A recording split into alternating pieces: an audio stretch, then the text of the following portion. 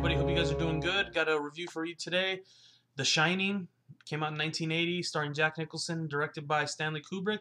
And the reason I wanted to go back and watch this film is because at the end of the week, Room 237 is coming out. It's a documentary that goes into some of the hidden meanings of The Shining. And I had seen some reviews on it already, so I wanted to go back, watch The Shining first, then watch Room 237. I'd seen The Shining before, but recently, probably the last 10 years, I hadn't really sat down and just watched it in complete length. So I did.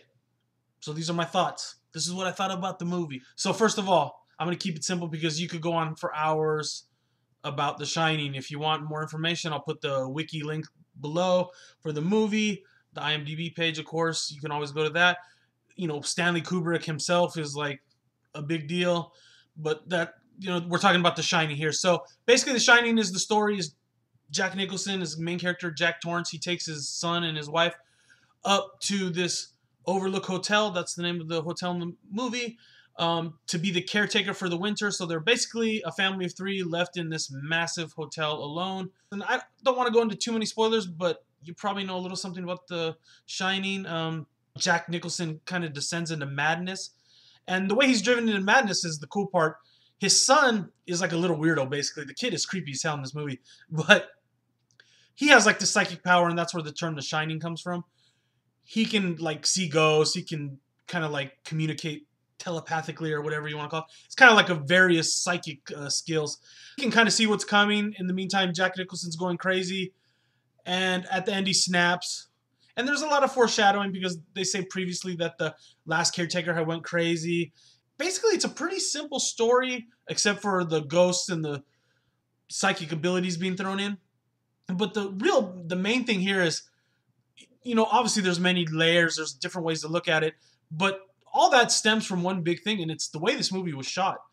And that is like the most impressive thing. I watched it on, you know, HD, and I mean, this movie's just beautiful the way it's shot. I guess it was one of the first like 6 movies or whatever to use the Steadicam when it was invented. The inventor of the Steadicam actually had a big part in, you know, of the production of the movie, helping them develop different techniques to use it or whatever.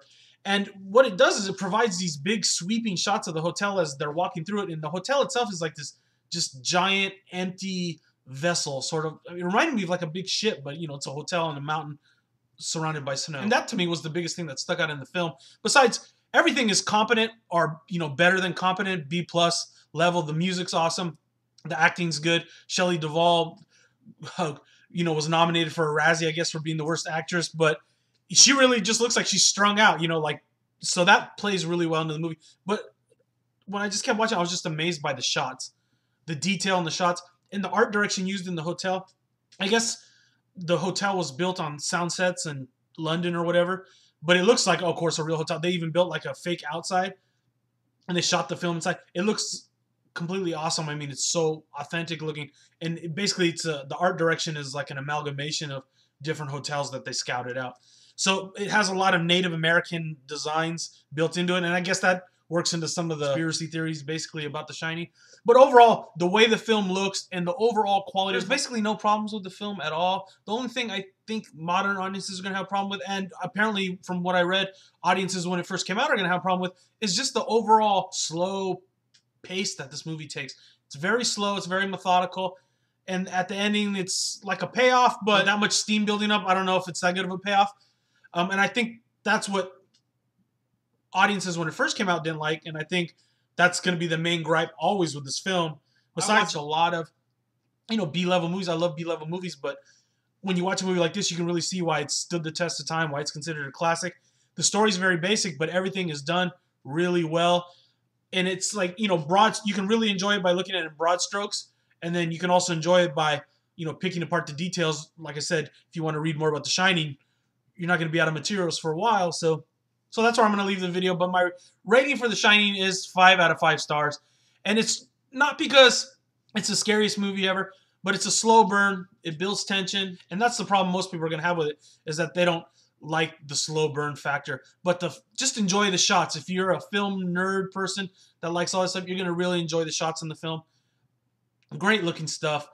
And overall, in the broad strokes, it's good. And then there's so much hidden meaning. I mean, it's just really creepy on some levels. And there's definitely a lot of stuff that can be read in the film. So if you've seen The Shining, comment below. My next video is going to be for Room 237. And then that one will be like more like a complete spoiler of The Shining, probably.